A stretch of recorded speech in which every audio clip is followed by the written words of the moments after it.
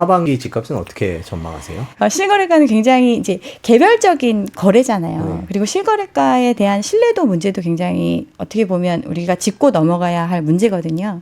근데 기본적으로 어디서 얼마에 팔렸다 하면 호가 자체가 시장이 뭐 상방으로 가는 시장이면 기존 실거래가 대비해서 높은 가격을 부를 거고, 만약에 시장이 좀 정체된 시장이면 비슷한 수준으로 부르거나 조금 이제 내려가는 이런 모습을 보이는데, 이 실거래가가 과연 지금 현 시장의 상황을 대변할 수 있는지를 생각을 해보면, 그 실거래가를 통해서 그 이후에 후속 거래가 추격 매수가 이루어진다거나 후속 거래가 막 빵빵빵 터지면서 이 가격이 정말 적정 가격임을 시장에서 객관적으로 증명할 수 있는 그런 게 결국은 시장 가격이잖아요. 근데 안 팔리는 시장에서는 아무도 몰라요, 사실. 안 팔리는 시장에서는 뭐 어떤 단지 같은 경우는 뭐 1년 동안 한 채도 거래가 안 되는 시장인데, 주변에 이제 얼마에 팔렸다고 하니까 거기 대비해서 우리가 나쁜 게 뭐가 있어, 또는 우리가 그거보단 조금 안 좋으니까 뭐 몇천 싸다, 뭐 이렇게 생각하면서 개념적으로 갖고 있는 게 가격이지, 실질적으로 그 가격이 정말 시장에서 통용될 수 있는 가격이냐, 이런 부분을 생각해 보면 굉장히 어려운 문제거든요. 그래서 우리가 예전에 과거에 침체기를 겪을 때도 주택 가격의 하락률은 그렇게 크진 않았어요. 이유는 실제로 내가 사용하고 있는 사람들이 대다수인 경우잖아요. 그러니까 내가 자가로 살면서 내가 사용하고 있는 물건이기 때문에 이거에 대한 가격 자체를 낮추지는 않으니까, 그 가격을 기초로 어떤 지수나 이런 것들이 산정되다 보니까 굉장히 이렇게 완만히 떨어지는 모습, 이렇게 여겨졌지만 실질적으로 거래되는 거, 이 시장에서 소화될 수 있는 가격은 뭐 경매를 통해서 낙찰되는 가격이라든가, 사실은 그 가격이 아니면 누가 섣불리 사주지 않는 시장, 완전히 얼어붙은 시장이기 때문에 이제 그런 걸 고려한다면 지금보다는 현저히 많이 떨어지지 않을까, 이렇게 생각을 합니다. 호가도 굉장히 매도인이 팔기를 희망하는 가격이거든요. 그러면 이제 자기가 매입했던 금액보다는 낮추는 게 쉽지가 않아요. 그래서 계속해서 호가가 유지되는 상태가 되고, 근데 그 시장에서 그 호가를 유지해도 어느 정도 방매를 했을 때 팔린다, 그러면 그 가격이 어느 정도 받아들여지는 가격이겠지만, 그러면 안 팔리거든요.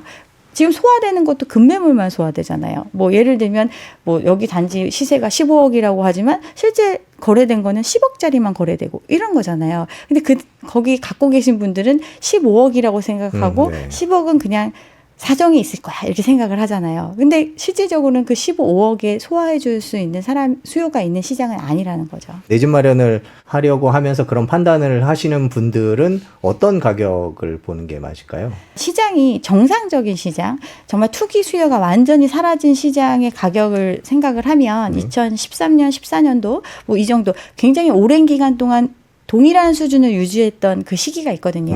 그런 시기에는 전세가도 그렇고 매매가도 그렇고 굉장히 안정된, 또는 전세가는 조금 더 올라가는 형태, 그 정도의 가격을 기준 삼고, 그때보다 그 과거 시점이니까 그때보다 조금 더 이제 어떤 소득 수준의 향상이라든가 내가 생각하는 물가에 대한 그 개념이 있잖아요. 그런 것들을 감안했을 때 거기서 몇 프로 정도 업이 되는 정도가 정상 가격이다, 이런 판단 기준을 가지실 필요가 있다고 생각을 합니다. 그렇군요.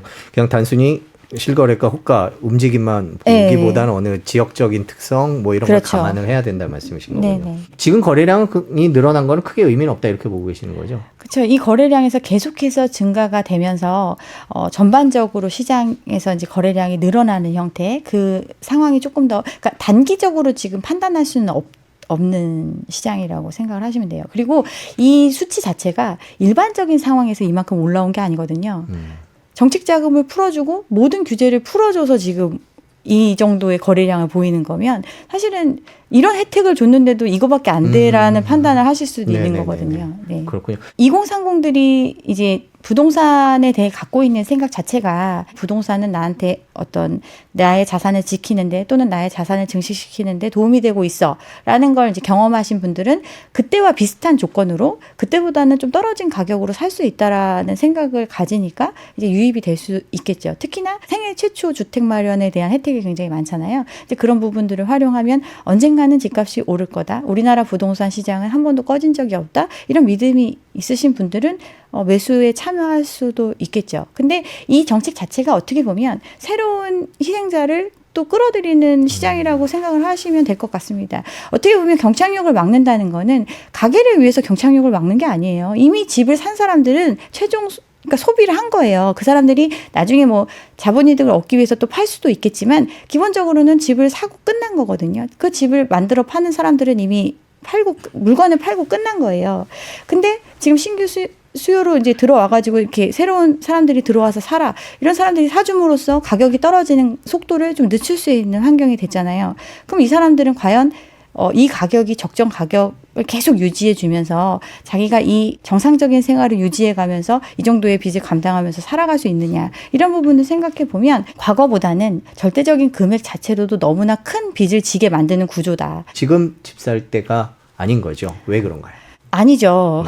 상식에 비추어 생각을 해도 지금 집값 자체가 굉장히 높은 수준이잖아요. 객관적인 상황을 생각을 해보셔야 되는데 불과 2017년 정도만 해도 잠실의 집값이 33평형 기준으로 10억이었어요. 10억이 안 됐거든요. 근데 지금 뭐 30억이 당연하다고 여겨지는 시장이 됐잖아요. 한 5년 만에. 이 상식에 비춰봤을 때 과거에 그 10억이라는 집값을 유지하기까지도 굉장히 오랜 시간이 흘러서 10억에 다다른 건데 지금 10억에서 30억이 되는 데는 5년도 안 걸렸어요.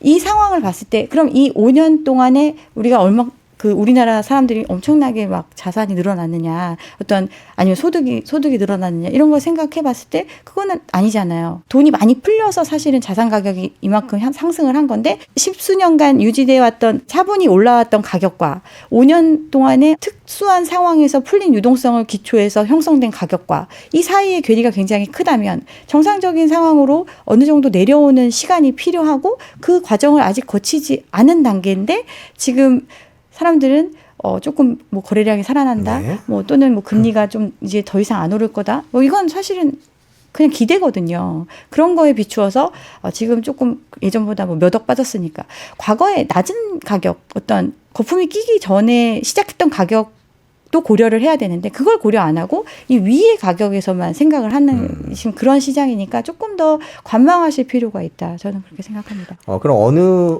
시기 정도의 가격이면 그 평가를 하시니까 항상 이 가치를 평가하시는 일을 하시니까 뭐 지역별로 다르기는 하겠지만 대체적으로 어느 정도 가격이다라고 보십니까? 시장 상황에 비추어 봤을 때는 저는 이제 2017년 이전의 금액을 기준으로 삼고 있습니다. 부동산 시장 질서 교란에 관한 그 연구 보고서가 발표된 적이 있어요. 네. 형사정책연구원에서 발표한 100페이지 넘는 분량의 그런 이제 보고서가 있는데 거기에 보면 이 과열됐던 부동산 시장 그 기간에 얼마나 많은 부동산을 위한 어떤 마케팅 또는 뭐 약간은 편법적인 이런 행동들이 있었는지를 이렇게 볼 수 있거든요. 거기 다 이렇게 기술이 어떤 형태로 이제 가격을 띄우고 어떤 형태로 이제 가격을 내리고, 그러니까 내리는 건 아니고 어떤 형태로 이렇게 올리고 뭐 이런 것들이 있는데 거기서 제시한 끝맺음 말로 제시한 건 2015년의 가격이라도 지키기 위해서는 지금이라도 이런 부분을 바로잡아야 한다 이런 얘기를 하셨거든요.